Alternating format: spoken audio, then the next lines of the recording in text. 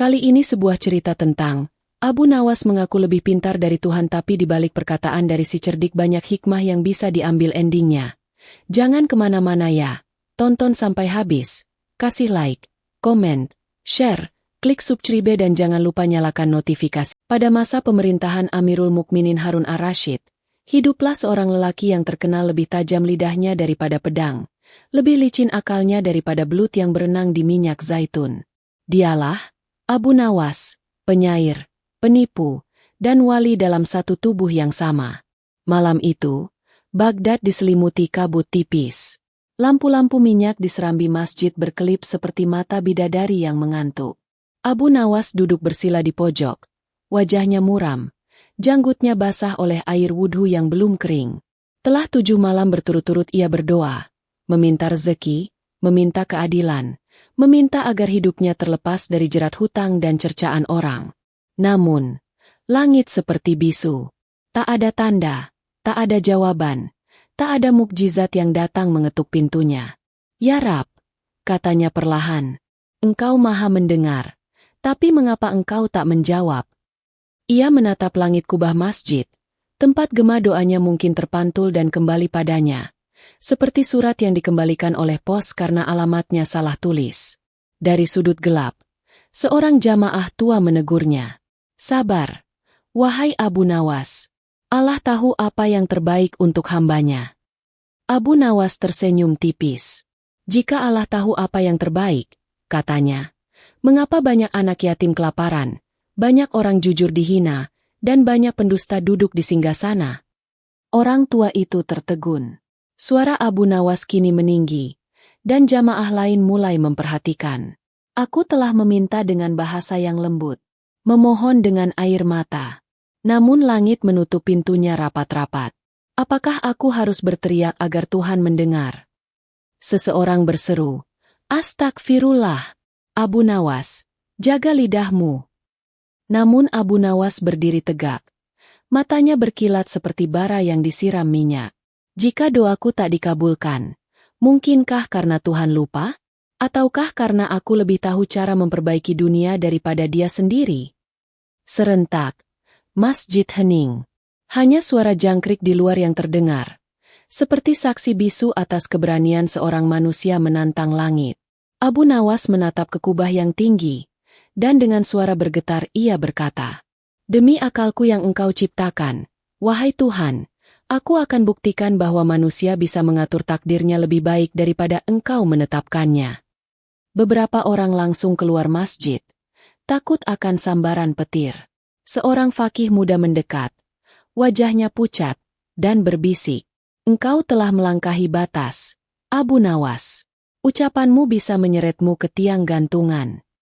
Abu Nawas tersenyum tenang, seperti seseorang yang baru saja memecahkan teka-teki besar. "Kalau begitu," katanya, "biarlah aku mati karena kebodohanku sendiri. Asal aku tahu." Keesokan harinya, matahari Baghdad terbit malu-malu di balik kabut pagi. Namun sebelum kabut sempat menyingkir, fitnah telah lebih dulu menyebar seperti api yang menyambar kain sutra kering. Dari pasar hingga serambi masjid, dari kedai kopi hingga istana, semua lidah membicarakan hal yang sama. Abu Nawas telah berkata, "Ia lebih pintar daripada Allah." Kalimat itu melintasi udara seperti panah, menembus telinga siapapun yang mendengarnya. Sebagian mengutuk, sebagian tercengang, sebagian lain diam dengan rasa takut yang aneh. Takut kalau ucapan itu benar, dan takut pula kalau salah. Di istana, Khalifah Harun ar-Rasyid tengah duduk di singgasana, dikelilingi wazir, panglima, dan ulama-ulama besar. Udara di ruangan itu tegang. Di hadapan Khalifah terbentang laporan dari para penjaga masjid, bertuliskan tinta merah di atas kertas papirus. "Ya Amirul Mukminin," ujar seorang ulama tua dengan suara berat. Ucapan Abu Nawas telah menodai kemuliaan langit. Bila tidak dihukum, umat akan belajar menantang Tuhan seperti dia. Khalifah mengusap janggutnya yang runcing. "Aku mengenal Abu Nawas," katanya perlahan. "Ia gila, tapi gila dengan hikmah. Mungkin lidahnya melantur, tapi hatinya tak jahat." Seorang ulama lain segera menimpali. Wahai Khalifah, jangan tertipu. Setan pun pandai menyamar dalam jubah ilmu. Bila engkau biarkan, ia akan merusak iman rakyat seperti penyakit yang menjalar di bawah kulit. Ruangan mendidih oleh amarah yang suci. Maka Khalifah memerintahkan, panggil dia. Bila perlu, seret ke istana dengan rantai besi. Menjelang senja, 2 prajurit datang ke rumah Abu Nawas. Mereka menemukan penyair itu duduk santai di serambi, menatap burung gagak yang hinggap di pagar bambu. Abu Nawas, kata salah satu prajurit, engkau dipanggil ke istana atas tuduhan menghina Tuhan. Abu Nawas tersenyum. Menghina Tuhan? Aku hanya sedang berbicara dengannya. Tapi rupanya para pendengar salah tafsir. Jangan banyak bicara. Khalifah menunggumu, kata prajurit itu keras. Abu Nawas berdiri, menepuk debu di bajunya. Kalau begitu, mari kita buktikan apakah lidahku lebih tajam daripada pedangmu, ataukah pedangmu yang lebih cepat memutus takdirku. Istana berdiri megah malam itu, diterangi ribuan pelita. Ketika Abu Nawas digiring masuk, semua mata memandangnya, sebagian dengan benci, sebagian dengan ingin tahu. Khalifah memandangnya tajam. Wahai Abu Nawas, katanya, apakah benar engkau berkata bahwa engkau lebih pintar daripada Allah? Abu Nawas tersenyum lemah. Benar, aku berkata demikian. Tapi apakah engkau tahu, wahai Amirul Mukminin, dalam keadaan apa aku mengucapkannya? Aku tak peduli keadaannya, sergah seorang ulama. Ucapan itu sendiri sudah cukup untuk menjerumuskannya dalam kufur. Abu Nawas menatap ulama itu, lalu menatap Khalifah. Jika aku dituduh karena kata-kataku, biarlah aku menjawab dengan kata pula. Wahai Khalifah, pernahkah engkau merasa ingin sesuatu yang berbeda dari takdirmu? Khalifah terdiam. Pernahkah engkau, misalnya, berharap anakmu sembuh dari sakit, meski takdir berkata lain? Khalifah mengangguk perlahan. Pernah. Maka pada saat itu, wahai Amirul Mukminin, engkau pun telah berpikir engkau tahu yang lebih baik dari Allah. Ruangan mendadak sunyi. Para ulama saling pandang, antara marah dan ragu. Abu Nawas melanjutkan. Aku hanya mengucapkan dengan jujur apa yang sering tersembunyi di hati manusia. Siapa di antara kita yang tidak pernah bertanya, mengapa Tuhan memberi ini, bukan itu? Maka jangan cepat memanggilku kafir. Hari ketiga setelah sidang pertama itu, Baghdad berguncang bukan oleh perang, melainkan oleh pertanyaan. Ucapan Abu Nawas masih bergaung di setiap sudut kota. Pernahkah engkau merasa tahu yang lebih baik dari Allah? Pertanyaan itu, yang lahir dari mulut seorang penyair miskin, kini menjadi bahan tafsir di antara ulama, ahli kalam, bahkan para kadhi di pengadilan. Sebagian marah, sebagian diam, sebagian lagi mulai berpikir. Di istana, Khalifah Harun ar-Rasyid gelisah. Ia memerintahkan semua ulama besar dari Basrah, Kufah, hingga Nishapur untuk datang ke Baghdad. Aku ingin Abu Nawas dihadapkan sekali lagi, katanya. Bukan untuk dihukum, tapi untuk diuji. Bila ia sesat, biarlah lidahnya terbelit oleh kebenaran. Tapi bila dalam ucapannya ada hikmah, kita akan mendengarnya. Maka pada malam yang ditentukan, balairung istana penuh dengan para cendekiawan. Lantainya berkilau, dindingnya berukir kaligrafi ayat-ayat agung. Namun malam itu ayat-ayat itu seperti mendengarkan, bukan dibacakan. Abu Nawas datang dengan pakaian sederhana, jubah abu-abu yang sudah pudar warnanya, sandal usang, dan mata yang tenang seolah ia tahu setiap langkahnya sudah tertulis di langit. Khalifah menyambutnya. Wahai Abu Nawas, malam ini engkau akan bicara, dan para ulama akan menimbang ucapanmu. Katakanlah, apa maksudmu ketika kau berkata engkau lebih pintar daripada Allah? Abu Nawas tersenyum kecil, lalu menjawab pelan. Wahai Amirul Mukminin, izinkan aku menjawab bukan dengan dalil, tapi dengan kisah. Khalifah mengangguk. Suatu hari, kata Abu Nawas, ada seorang anak kecil menangis karena kehilangan uang peraknya di pasar. Orang-orang menertawakannya.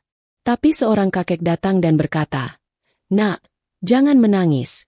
Barangkali uangmu takdirnya jatuh ke tangan orang miskin. Anak itu menjawab, kalau begitu, mengapa takdir itu tak menjatuhkannya langsung ke tangan orang miskin tanpa membuatku menangis? Maka siapakah di antara keduanya yang lebih tahu cara membahagiakan dunia? Si anak atau si kakek? Ruangan sunyi. Para ulama saling pandang. Abu Nawas menatap mereka satu persatu, lalu melanjutkan. Aku adalah si anak itu. Dunia ini sering membuatku menangis karena sesuatu yang disebut takdir. Tapi dalam tangisku, aku bertanya, mungkinkah ada jalan lain yang lebih lembut? Apakah bertanya tentang kelembutan berarti menantang kebijaksanaan Tuhan? Seorang ulama muda dari Basrah berdiri, suaranya keras. Pertanyaanmu berbahaya. Wahai Abu Nawas, siapa engkau hingga berani menilai kehendak Allah? Abu Nawas tersenyum sabar. Aku bukan siapa-siapa. Justru karena itu aku bertanya. Sebab orang yang merasa tahu segalanya, dialah yang sebenarnya menantang Allah. Aku hanya bertanya karena aku bodoh. Tapi lihatlah, betapa banyak orang bodoh yang merasa bijak hingga menutup pintu tanya. Ulama itu terdiam. Yang lain mencoba menimpali. Tapi engkau menyamakan kehendak manusia dengan kehendak Allah. Abu Nawas menjawab lembut. Tidak, aku hanya berkata bahwa akal adalah lentera kecil yang dipinjamkan dari cahayanya. Jika aku menggunakannya untuk mencari hikmah, apakah aku mencuri cahaya itu, atau justru mengembalikannya kepada sumbernya? Khalifah tersenyum samar. Wahai Abu Nawas, katanya, ucapanmu ibarat pedang bermata dua. Satu sisi memotong kesombongan manusia, sisi lain bisa melukai iman. Abu Nawas menunduk hormat. Benar, Amirul Mukminin. Tapi iman yang tak pernah disentuh oleh pertanyaan, ibarat besi yang tak ditempa, ia mudah berkarat. Khalifah menghela napas panjang. Para ulama terdiam, sebagian menunduk dalam renungan. Akhirnya Khalifah berkata, engkau bebas, wahai Abu Nawas. Tapi ketahuilah, bila lidahmu suatu hari menjerumuskan umat ke kebingungan, engkau akan kupanggil bukan sebagai penyair, melainkan sebagai penggugat kebijaksanaan Tuhan. Abu Nawas tersenyum dan menjawab, bila hari itu tiba, wahai Amirul Mukminin, biarlah aku datang membawa hatiku, sebab barangkali yang hendak kugugat bukan Tuhan, tapi cara manusia memahaminya. Dan malam itu, ia meninggalkan istana dengan langkah ringan, sementara di belakangnya gema bisik para ulama terdengar seperti desau angin, antara marah dan kagum. Malam telah menua di Baghdad. Di atas langit, bulan separuh menggantung bagai piring tembaga yang retak. Abu Nawas berjalan seorang diri di antara lorong-lorong sempit, dengan pikiran yang lebih berat dari langkahnya. Sejak perdebatan di balairung istana, kata-katanya sendiri terus menggema di kepala. Iman yang tak disentuh pertanyaan adalah besi yang berkarat. Namun kini hatinya sendiri berkarat oleh resah. Ia telah membuat para ulama gelisah, membuat Khalifah berpikir, tapi mengapa hatinya tak tenang? Seolah ia sedang memenangkan perdebatan, tapi kalah dalam pengertian. Di ujung gang yang becek dan gelap, Abu Nawas melihat seorang anak kecil duduk bersandar pada tembok. Bajunya compang-camping, wajahnya kotor oleh debu, dan di tangannya ada roti kering yang bahkan tikus pun enggan memakannya. Anak itu berdoa pelan. Ya Allah, kirimkanlah aku roti yang lembut, seperti yang kumakan dahulu kala bersama ibuku. Abu Nawas berhenti. Ia mendengar doa itu, dan hatinya tergetar. Ia menunggu, menanti apakah ada mukjizat datang, tapi tidak ada apa-apa. Langit diam, jalanan tetap dingin. Lalu Abu Nawas menghampiri anak itu. Nak, sudah berapa lama engkau berdoa? Sejak fajar, jawab anak itu lemah. Tapi mungkin Tuhan sedang sibuk. Abu Nawas tersenyum getir. Mungkin Tuhan ingin mengujimu. Nak, bersabarlah. Anak itu menatapnya dengan mata besar dan polos. Atau mungkin Tuhan sedang mengujimu, Tuan. Sebab aku sudah lapar, dan engkau yang lewat di depanku. Abu Nawas tertegun. Kata-kata anak itu menampar jiwanya lebih keras dari cambuk pengadilan. Apakah engkau lapar? Nak, aku lapar. Tapi aku juga yakin Allah tidak lupa. Mungkin ia sedang menunggu hati seseorang tergerak. Abu Nawas menatap anak itu lama sekali, lalu merogoh sakunya. Yang ada hanya 1 koin perak terakhir, yang seharusnya ia gunakan membeli makan malamnya. Ia menatap koin itu, lalu menatap wajah anak kecil itu. Dan ia pun tersenyum getir. Barangkali inilah cara Tuhan menjawab doamu, dengan mengambil jatah makanku. Ia memberikan koin itu. Anak kecil itu menatapnya, tersenyum, lalu berkata, "Terima kasih, Tuan. Mungkin Tuhan tidak bisu, hanya saja manusia sering tuli." Abu Nawas terpaku. Kata-kata itu menusuknya seperti pedang lembut yang menembus tanpa darah. Ia menatap langit malam, seolah baru pertama kali melihat bintang, lalu berbisik, "Ya Allah, selama ini aku menuduh Emu diam, padahal akulah yang tak mendengar." Ketika anak itu pergi, Abu Nawas tetap berdiri di tempatnya, menatap kegelapan. Di hatinya muncul rasa malu yang dalam, bukan pada manusia, tapi pada dirinya sendiri. Ia sadar, malam itu langit sebenarnya menjawab doanya. Hanya saja bukan dengan kata, melainkan dengan cermin kecil bernama anak yatim. "Engkau tak pernah membungkamku, ya Allah," katanya pelan. "Akulah yang terlalu pandai berbicara hingga lupa mendengarkan." Ia berjalan pulang dengan langkah ringan, meski perutnya lapar. Namun di dadanya tumbuh kenyang yang aneh, kenyang karena mengerti. Lilin 2 bersambung ke episode 5. Malam Abu Nawas menantang langit, di mana Abu Nawas, setelah menemukan setitik cahaya, kembali menatap langit dan berani berkata, "Ya Allah, izinkan aku memperbaiki takdir Emu. Bukan karena sombong, tapi karena rindu." Dan dari sanalah ia akan belajar bahwa kehendak ilahi tak bisa dilawan, tapi bisa dipahami dengan cinta. Beberapa hari telah berlalu semenjak pertemuannya dengan anak yatim di gang sempit itu. Namun sejak malam itu, tidur Abu Nawas tidak pernah nyenyak. Setiap kali ia memejamkan mata, terngiang-ngiang suara anak itu. Mungkin Tuhan tidak bisu, hanya saja manusia sering tuli. Suara itu seperti tetes air yang pelan-pelan melubangi batu keras dalam dadanya. Ia mulai berpikir, apakah benar aku telah menjadi tuli terhadap bisikan Tuhan? Namun di sisi lain, ada bara yang tak padam dalam jiwanya. Bara ingin memahami kehendak ilahi, bukan sekadar menerimanya. Pada suatu malam yang lengang, angin membawa wangi tanah dan suara jauh dari muadzin yang memanggil isya terakhir. Abu Nawas menaiki atap rumahnya, membawa secawan air dan sehelai sajadah lusuh. Di bawah sana Baghdad terlelap, tapi di atas atap itu, seorang manusia hendak berbicara kepada Tuhannya dengan bahasa yang belum pernah diucapkan siapapun. Ia mengangkat kedua tangannya dan berkata pelan, "Ya Allah, Engkau Maha mengetahui segala yang terjadi. Tapi malam ini izinkan aku, hamba Emu yang kecil, mengajukan takdir yang lain." Langit diam. Bintang-bintang tampak dingin, seperti mata penonton yang menanti kelanjutan drama. "Lihatlah seorang janda di ujung kota," katanya. "Ia berdoa saban malam, namun tetap miskin. Aku hendak membuktikan bahwa bila aku diberi kuasa menata rezeki, maka takkan ada yang kelaparan di Baghdad." Abu Nawas menarik napas panjang, lalu ia mulai melangkah. Ia menjual barang-barang kecil yang dimilikinya, bahkan tikar tempat ia tidur. Dan dengan uang itu ia membeli roti, susu, dan madu untuk para fakir. Selama 7 hari berturut-turut, ia memberi makan orang miskin. Hingga lorong-lorong sempit Baghdad dipenuhi tawa anak-anak yang kenyang. Orang-orang berkata, "Lihatlah, Abu Nawas telah menjadi wali." Namun malam ke-7, ketika ia kembali ke rumah, ia mendapati di depan pintunya seorang lelaki tua kurus, menahan sakit, meminta pertolongan. Abu Nawas membuka pintu lebar-lebar. Lelaki itu berkata, "Wahai Tuan, aku lapar dan demam, tapi tak seorang pun menolongku." Katanya, "Abu Nawas hanya memberi makan anak-anak.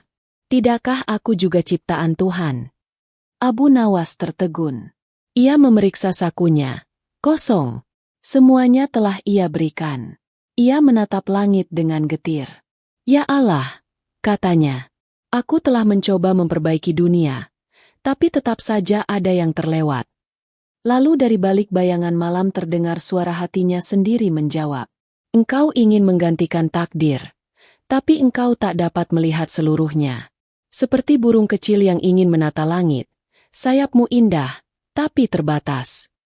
Abu Nawas menatap lelaki tua itu, lalu menuntunnya masuk, memberikan sisa airnya, dan meletakkan selimut terakhirnya di tubuh lelaki itu. Maafkan aku, bisiknya. Aku ingin jadi hakim bagi keadilan Tuhan. Tapi ternyata aku sendiri belum adil kepada diriku. Lelaki itu tersenyum samar dan berkata pelan. Takdir Tuhan bukan untuk diperbaiki, tapi untuk dipahami. Ia menebar kekurangan agar manusia saling melengkapi. Abu Nawas menatapnya heran. Namun ketika ia hendak menjawab, lelaki itu sudah terlelap. Dan tatkala fajar datang, orang tua itu telah pergi, entah kemana. Di tempat ia berbaring hanya tersisa harum misik yang tak dikenal. Abu Nawas bersujud di atap rumahnya, menatap langit yang memerah oleh cahaya pagi. Ya Allah, katanya. Engkau biarkan aku menantang MU agar aku mengenal batas diriku. Kini aku tahu, bukan engkau yang harus kuperbaiki, tapi aku yang harus kau benahi. Lalu ia menangis sejadi-jadinya. Dan untuk pertama kali sejak lama, tangis itu terasa manis. Pagi itu, Baghdad dibasuh hujan yang lembut. Jalan-jalan menjadi sepi, dan hanya suara air menetes dari atap rumah-rumah tanah liat. Abu Nawas berjalan perlahan di antara kuburan tua di pinggiran kota, dengan hati yang berat dan langkah yang pelan. Ia datang ke sana bukan untuk mencari siapapun, melainkan untuk melarikan diri dari dirinya sendiri. Sebab sejak malam ia menantang langit, rasa bersalah tumbuh dalam hatinya seperti rumput liar yang menembus batu. Aku telah ingin menjadi tangan Tuhan, katanya dalam hati. Tapi ternyata aku hanya sebutir debu yang menempel di kukunya. Di tengah kuburan itu, ia berhenti di depan sebuah nisan kecil, tak terawat, penuh lumut. Tulisan di atasnya nyaris hilang, tapi Abu Nawas masih bisa membaca. Di sini bersemayam Umar al-Majnun, yang tertawa pada dunia dan menangis pada surga. Ia mengenal nama itu. Orang-orang Baghdad memanggilnya Umar si Gila, pengemis tua yang dahulu sering berkeliling kota sambil tertawa tanpa sebab dan berbicara pada langit. Abu Nawas pernah menertawakannya. Ia gila, katanya dulu, berbicara dengan angin seolah Tuhan duduk di hadapannya. Namun kini, di hadapan makamnya, Abu Nawas justru merasa kecil. Ia teringat kata-kata Umar si Gila yang pernah ia dengar bertahun-tahun silam, saat keduanya bertemu di pasar. Wahai Abu Nawas, kata Umar waktu itu, engkau pandai berbicara tentang Tuhan, tapi aku hanya ingin diam bersamanya. Abu Nawas waktu itu menjawab dengan tawa. Diam tak memberi ilmu, wahai Umar. Dan Umar si Gila berkata lirih, tapi diam memberi pengertian. Kini, di depan makam Umar, Abu Nawas berlutut. Hujan membasahi jubahnya, tapi ia tak peduli. Ia berkata pelan, suaranya pecah di antara gemericik air. Wahai Umar al-Majnun, engkau benar. Aku telah banyak berbicara tentang Tuhan, tapi tak pernah mendengarkan apa yang Tuhan bisikan kepadaku. Air matanya jatuh, bercampur dengan hujan. Ia teringat semua perdebatan di istana, semua logika yang ia bangun, semua kebanggaan atas akal yang ia banggakan, kini semuanya tanpa hampa. Ia memandang nisan itu lagi dan berkata, engkau mati dalam sujud, sementara aku hidup dalam kebingungan. Engkau disebut gila oleh manusia, tapi mungkin akulah yang sebenarnya kehilangan waras. Tiba-tiba angin berhembus, dan sehelai daun jatuh ke pangkuannya. Entah mengapa, Abu Nawas tersenyum. Ia merasakan kedamaian yang belum pernah ia kenal, seolah langit menghibur kesedihannya lewat isyarat kecil. Ya Allah, katanya pelan, jika aku terlalu sombong dengan akal, cabutlah dariku kebanggaan itu. Jadikan aku seperti Umar si Gila, yang tak tahu apa-apa, tapi engkau cintai apa adanya. Ketika ia berdiri untuk pergi, hujan perlahan berhenti. Langit terbuka sedikit, dan cahaya mentari menembus awan, jatuh tepat di atas makam Umar al-Majnun. Abu Nawas menatapnya lama, lalu berbisik, "Mungkin engkau tidak ingin aku lebih pintar dari MU. Ya Allah, mungkin engkau hanya ingin aku lebih jujur pada MU."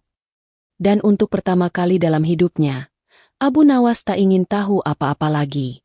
Ia hanya ingin percaya. Beberapa pekan setelah peristiwa di makam Umar al-Majnun, Baghdad kembali ramai dengan kabar tentang Abu Nawas. Ada yang berkata ia sudah bertobat, ada pula yang mengatakan ia kehilangan akalnya karena terlalu banyak berpikir tentang Tuhan. Namun Khalifah Harun ar-Rasyid, yang sejak awal memperhatikan langkah-langkahnya, mengundangnya sekali lagi ke istana. Kabar itu sampai ke telinga Abu Nawas, dan ia datang, bukan dengan langkah congkak seperti dahulu, melainkan dengan langkah yang perlahan, seolah setiap pijakan adalah doa. Ketika ia masuk ke balairung istana, para ulama sudah duduk di sisi kiri dan kanan. Mereka menatapnya dengan pandangan waspada. Khalifah sendiri menatapnya lama, sebelum berkata lembut, "Wahai Abu Nawas, engkau dahulu berkata bahwa engkau lebih pintar dari Allah. Maka katakanlah sekarang, apakah engkau masih berpendapat demikian?" Semua mata tertuju pada Abu Nawas. Dahulu, ia pasti akan menjawab dengan kata-kata tajam dan penuh tamsil. Namun kali ini, ia menunduk lama. Suara lembut keluar dari bibirnya, seperti orang yang sedang berbicara kepada dirinya sendiri. "Wahai Amirul Mukminin, dahulu aku berkata demikian bukan karena ingin menandingi Allah, melainkan karena aku belum memahami batas diriku." Ia mengangkat wajahnya perlahan. Matanya basah, tapi bening. "Aku pikir akal adalah lentera yang bisa menembus segala rahasia langit. Tapi kini aku tahu, akal hanyalah cahaya kecil yang memantul dari sinar MU." Para ulama terdiam. Tak ada yang berani memotong. Abu Nawas melanjutkan, "Aku telah belajar dari seorang anak yatim bahwa engkau menjawab lewat manusia. Dari seorang tua lapar bahwa engkau menulis takdir dengan kasih. Dan dari seorang gila bahwa engkau lebih dekat dalam diam daripada dalam kata. Maka siapa aku yang hendak menandingi kebijaksanaan MU?" Ia berhenti sejenak, lalu menatap Khalifah dengan lembut. "Kini aku datang bukan membawa kepintaran, tapi kebodohan yang kuserahkan pada MU, agar engkau jadikan ia pengertian yang sejati." Khalifah menunduk. Hening menyelimuti istana. Bahkan suara napas para ulama terasa berat. Lalu, perlahan, Khalifah berdiri dan berkata pelan, "Wahai Abu Nawas, engkau telah menempuh jalan yang tak ditempuh oleh banyak manusia. Engkau mencari Tuhan lewat pertanyaan, dan akhirnya menemukannya lewat penyerahan." Ia mendekat dan menepuk bahu Abu Nawas. "Sesungguhnya, Allah tidak marah pada orang yang bertanya, asal pada akhirnya pertanyaan itu menuntunnya pulang." Air mata jatuh di pipi Abu Nawas. Ia bersujud di hadapan Khalifah, tapi hatinya bersujud kepada Tuhan. Malamnya, ia berjalan pulang seorang diri. Langit Baghdad terang oleh bintang. Ia memandang ke atas, dan untuk pertama kali, tidak lagi mencari jawaban, hanya rasa tenang. Ia tersenyum dan berbisik pelan, "Ya Allah, kini aku tahu. Engkau tidak ingin aku pintar. Engkau hanya ingin aku sadar." Angin malam berhembus lembut, seolah membawa bisikan yang tak terdengar oleh telinga manusia. "Dan ketika engkau sadar, wahai Abu Nawas, disitulah engkau benar-benar lebih dekat kepadaku." Sejak malam itu, Abu Nawas tidak lagi berbicara tentang kehebatan akal, melainkan tentang keindahan hati yang menyerah sepenuhnya pada kehendak ilahi. Dan orang-orang Baghdad mengenangnya bukan sebagai orang yang menantang Tuhan, melainkan sebagai orang yang pernah mencarinya dengan seluruh keberaniannya, dan akhirnya menemukannya dalam keheningan.